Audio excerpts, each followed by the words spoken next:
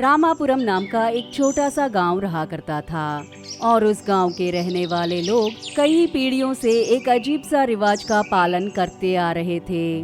और वो रिवाज क्या है कि आमतौर पर अगर शादी की शुभ कार्य होती है तो उस शादी की आह्वान पत्रिका पहले मंदिर में रखते हैं। लेकिन इस रामापुरम गांव के लोग एक अलग ही रिवाज का पालन करते हैं। उस गांव में अगर किसी के भी घर में शादी है तो उस शादी की पहली आह्वान पत्रिका को उस गांव की शमशान में एक मूर्ति के पास रख के एक जानवर की बलि चढ़ाते हैं और फिर उस जानवर की खून को एक मटके में वर और वधू के दोनों तरफ के लोग उस शमशान की मूर्ति के पास रखकर उन्हें शादी में शामिल करने की विनती करते हैं।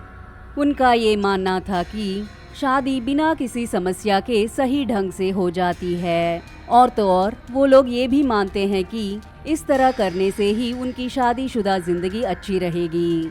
और अगर कोई भी इस नियम का उल्लंघन करते हुए शादी का काम शुरू करते हैं तो उसी दिन रात को दूल्हे की या फिर दुल्हन की मौत जरूर हो जाती है।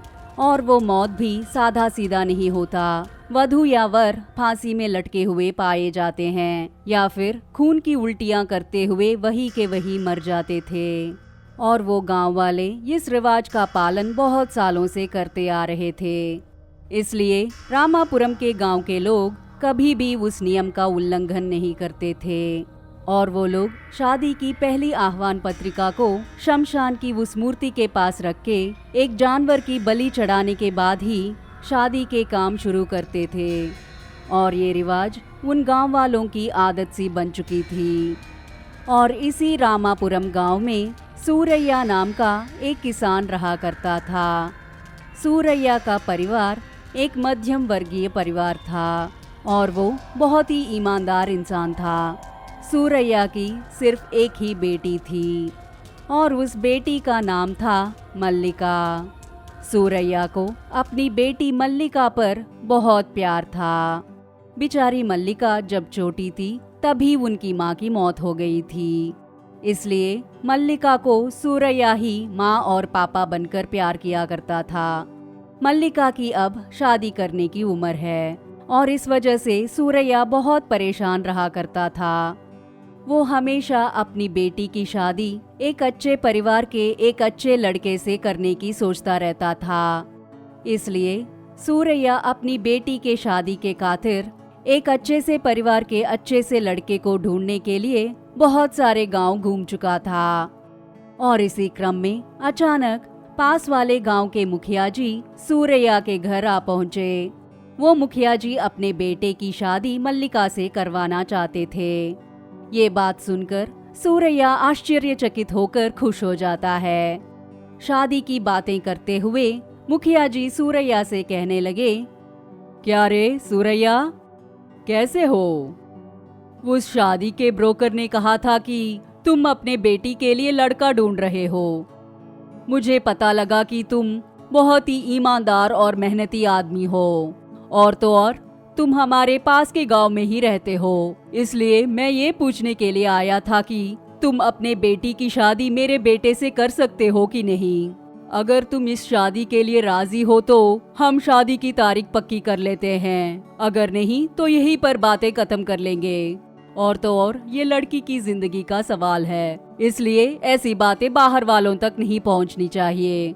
और ये हमारा भी इज्जत का सवाल है, इसीलिए मैं अकेला आया हूँ। हम आपस में बातें करने के बाद मैं अपने लड़के को लाकर लड़की को दिखाऊंगा। वो दोनों एक दूसरे को पसंद करने के बाद हम शादी पक्का कर लेते हैं। मुखिया जी की कही इन बातों को सुनकर सूरैया कहता है, साहब आप जैसे लोग हमारे घर पधारे हैं, यही बड़ी बात है हमारे लिए। और तो और आप अपने बेटे की शादी मेरी बेटी से करवाना चाहते हैं, हमारे लिए इससे बड़ी खुशकिस्मती और कुछ नहीं। तो हमारे लिए ना कहने की कोई गुंजाइश ही नहीं है। लेकिन साहब आपका और हमारा कोई तालमेल ही नहीं है। आपके हैसियत के हिसाब से हम कुछ नहीं दे पाएंगे साहब। हमारा तो मध्यम वर्गीय परिवार है और जितना मुझसे हो सकता था उतना मैंने पैसा जमा करके अपनी बेटी की शादी करवाना चाहता था। लेकिन आज आप जैसे लोग हमारे यहाँ रिश्ता मांगने आए हैं, इसलिए मुझे थोड़ा सा डर लग रहा है साहब। सूरैया की इस बात को सुनकर मुखिया जी कहते हैं, देखो सूरैया, मुझे तारीफें पसंद नहीं है। हम सीधी तरह से बातचीत कर लेते हैं सूरैया। सिर्फ हमारी पसंद से कुछ नहीं होने वाला है, लड़का और लड़की को पसंद आनी चाहिए। मुझे तो तुम पसंद आ गए हो। मैंने बहुत सुना था तुम्हारे बारे में। तुम्हारे गांव वालों ने कहा कि तुम बहुत ही मेहनती और ईमानदार इंसान हो। मेरे बेटे के लिए बहुत सारे बड़े बड़े रिश्ते आए थे, लेकिन मेरे लिए तो घर को अच्छे से देखभाल करने वाली एक अच्छी सी बहू चाहिए थी, और वही सारे गुण तुम्हारी बेटी में हैं। तो सूरैया, क्या कहते हो, रिश्ता पक्का समझें? और वैसे तुम्हारी बेटी की शादी में तुम कितना दे पाओगे सूरैया? इस तरह मुखिया जी पूछते हैं। तब सूरैया ने कहा, साहब, आप जैसे लोगों को देने के लिए मेरे पास ज्यादा कुछ नहीं है। मेरा कोई नहीं है, सिर्फ इकलौती बेटी मल्लिका है, और जो भी मेरा है वो सब उसी के नाम कर दूंगा। मेरे पास 3 एकड़ की जमीन है, और उन 3 एकड़ की जमीन से 1 एकड़ को मैंने उस शमशान की मूर्ति के लिए मैंने दान दे दिया था, और वो जगह गांव की जगह हो गई है, क्योंकि एक बार देने के बाद उसके बारे में सोचना सही बात नहीं होगा ना मालिक। इसलिए सिर्फ वो 1 एकड़ का जमीन मेरा नहीं है साहब, मेरे नाम पे सिर्फ 2 ही एकड़ हैं, और उसी 2 एकड़ जमीन पर फसल उगाकर किसी तरह से हम अपना गुजारा कर रहे हैं। वो 2 एकड़ जमीन मैं अपनी बेटी के नाम कर दूंगा, और फिर ये घर भी उसी का है। और मेरी जिंदगी तो वैसे भी खत्म हो चुकी है। मैं तो किसी पेड़ के नीचे भी रह लूंगा। मेरी बेटी सुखी रहे तो वही काफी है मेरे लिए। मेरी बेटी आपकी घर की बहू बनेगी तो मेरी चिंता ही खत्म हो जाएगी। इस तरह सूरैया मुखिया जी से कहता है। तब मुखिया जी ने सूरैया से इस तरह कहा, क्या तूने 1 एकड़ जमीन को ऐसे ही गांव के लिए दे दिया? क्या रे सूरैया, जमीन तो आजकल करोड़ों में बिक रहा है, और ऐसी जमीन को तूने मुफ्त में ही गांव वालों को दे दिया। तुम कौन से जमाने में हो सूरैया? एक बेटी के होते हुए तूने गांव वालों को मुफ्त में जमीन कैसे दे दिया? छह, ठीक है, जाने दो। वो 2 एकड़ जमीन तुम अपने बेटी के नाम कर दो, और फिर ये घर तो 1 लाख भी नहीं होगा। कोई बात नहीं, जो भी हो, मेरे लिए तो सिर्फ अच्छी बहू चाहिए। घर को अच्छी सी देखभाल करते हुए और हमारा भी ख्याल रखने वाली बहू चाहिए बस। दहेज तो कोई बड़ी बात नहीं है। मेरे खुद के पास 100 एकड़ की जमीन है। मेरे हैसियत के सामने तुम्हारा दहेज तो कुछ भी नहीं होगा, लेकिन फिर भी तुम्हारा मन तो करेगा ना कि कुछ न कुछ देने के लिए। वैसे मैं अपने लड़के को कल तुम्हारी लड़की से मिलवाने यहाँ लेके आऊंगा। उन दोनों को पसंद आने के बाद ही तो शादी होगी ना। हम दोनों तो शादी नहीं कर पाएंगे। ठीक है, तो मैं जाकर कल मेरे बेटे को लेकर आता हूँ। इस तरह पास वाले गांव के मुखिया जी सूरैया से कहते हैं। तब सूरैया इस तरह कहता है, साहब, आप कृपा करके बुरा मत मानिएगा। आप कल सुबह अपने बेटे को लेके आते वक्त शमशान के उस मूर्ति के पास अपने बेटे से नमन करवा के लेके आइएगा, नहीं तो कोई ना कोई समस्या आएगी। ये सब हमें नहीं चाहिए ना साहब। जैसे हमारे गांव वाले रिवाजों का पालन करते हैं, वैसे ही हम भी पालन करके उन दोनों की अच्छी तरह से शादी करवा देंगे। आप भूलिएगा मत साहब कि हमारे यहाँ आने से पहले उस शमशान की मूर्ति को नमन कीजिएगा। इस तरह सूरैया ने कहा। ये सुनकर मुखिया वेंकन्ना इस तरह कहते हैं, हाँ, ठीक है सूरैया, मैंने भी तुम्हारे गांव के बारे में कई बार सुना है। यही कि तुम लोग शादी की पहली आह्वान पत्रिका उसी मूर्ति के सामने रखते हो ना। तो ठीक है, जैसे तुम कहते हो वैसे ही मैं भी करूँगा। तो फिर कल मिलते हैं। ऐसा कहकर वो मुखिया जी अपने साथ आए हुए बैलगाड़ी को चलाने वाले इंसान के साथ वापस अपने गांव जाने लगे।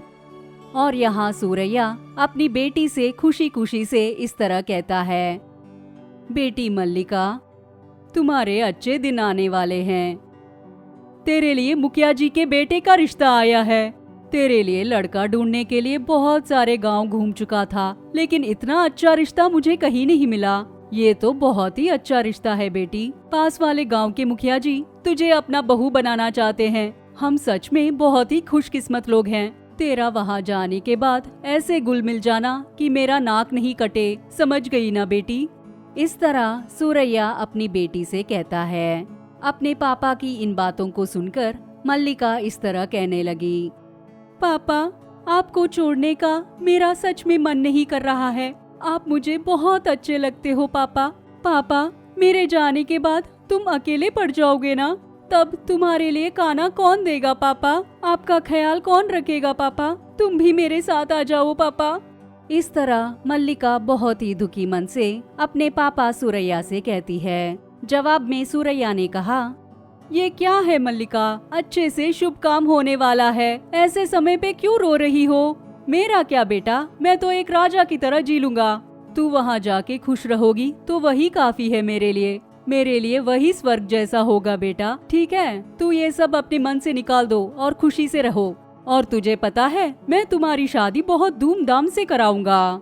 इस तरह सूरैया अपनी बेटी से कहता है। और दूसरी तरफ उस पास वाले गांव के मुखिया जी के मन में उस 1 एकड़ की जमीन के बारे में खूब सोचने लगता है और उस बैलगाड़ी को चलाने वाले से इस तरह कहते हैं, अरे वो सूरैया ने तो मुफ्त में अपने गांव वालों को 1 एकड़ जमीन दे दिया। उस बेवकूफ को जमीन की कीमत ही नहीं पता है। आजकल 1 एकड़ की जमीन करोड़ों में बिक रही है। लगता है उसे पता नहीं है। ठीक है, शादी के बाद दहेज में वो 2 एकड़ ले लूंगा और उसके बाद उस 1 एकड़ को भी छीन लूंगा। वैसे शादी तक उस 1 एकड़ के बारे में भूल जाना बेहतर होगा। तब बैलगाड़ी चलाने वाला इस तरह कहता है, मालिक, उस सूरैया ने तो कहा था कि उसने उस जमीन को दान में दे दिया था, इसलिए एक बार दान दे चुकी चीज को वापस लेना सही नहीं होगा ना मालिक। वैसे भी आपके पास तो 100 एकड़ की जमीन है, इसलिए सिर्फ 1 एकड़ की जमीन के बारे में इस तरह सोचना लालच होगा ना मालिक। तब मुखिया जी ने कहा, छे, मुंह बंद कर।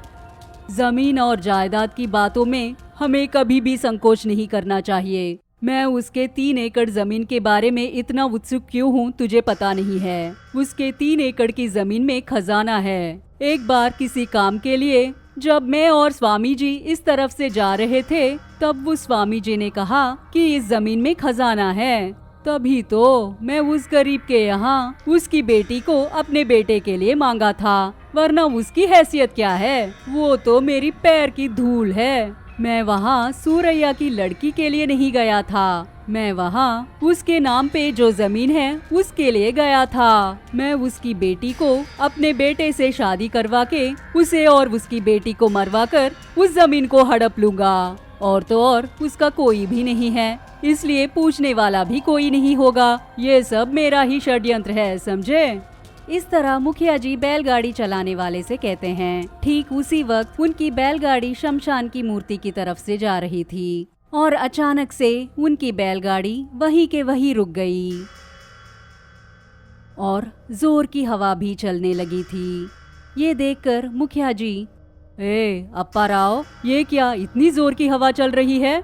कहीं तूफान तो नहीं आ रहा है ना? खैर, ये जोर की हवा थमने तक यहीं पर बैठ जाते हैं।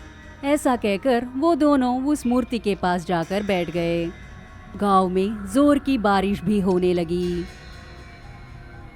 देखने में बहुत ही डरावना था। मुखिया जी ऐसी मौसम को देखकर, हे अप्पा राव, लगता है तूफान आया है। लगता है हम यहाँ से नहीं जा पाएंगे। कोई बात नहीं, हम बारिश थमने के बाद यहाँ से जाते हैं।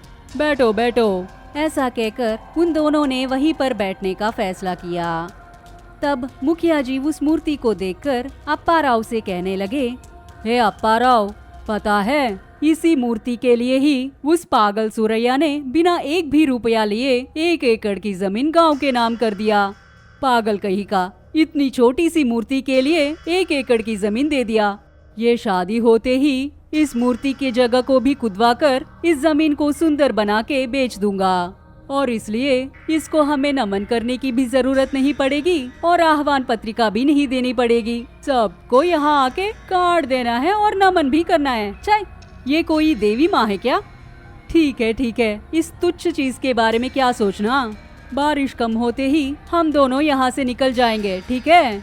इस तरह मुखिया जी अप्पा राव से कह रहे थे। तभी अचानक से उस मूर्ति से एक हंसी की आवाज आने लगी।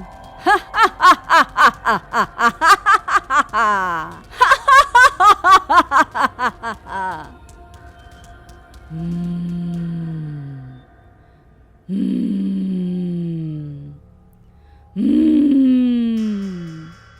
अप्पा राव, क्यों ऐसी आवाज दे रहा है रे? तुझे अगर बीड़ी फूकनी है तो वहाँ बगल में जाके फूक के आओ। क्यों ऐसी आवाजें निकाल रहा है? तब अप्पा राव ने कहा, मैंने तो कोई भी आवाज नहीं निकाली मालिक, मैं तो यहाँ पर चुपचाप बैठा हूँ मालिक। ये सुनते ही मुखिया जी ने कहा, छई नहीं रे अप्पा राव, मुझे सच में कोई आवाज सुनाई दी। ठीक है, बारिश थोड़ी कम हो गई है, हम निकलते हैं, चलो। ऐसा कहकर जब वो गाड़ी को चलाने वाले थे तो वो गाड़ी वहाँ से नहीं चली। वो बैलगाड़ी एकदम से अचानक नीचे गिर गई, और इतना ही नहीं, वो गाड़ी नीचे गिरते ही उस गाड़ी को आग लग गई और वो गाड़ी आग में जलकर राख हो गई और वहाँ खड़ी 2 बैल भी उसी वक्त मर के कंकाल हो गए।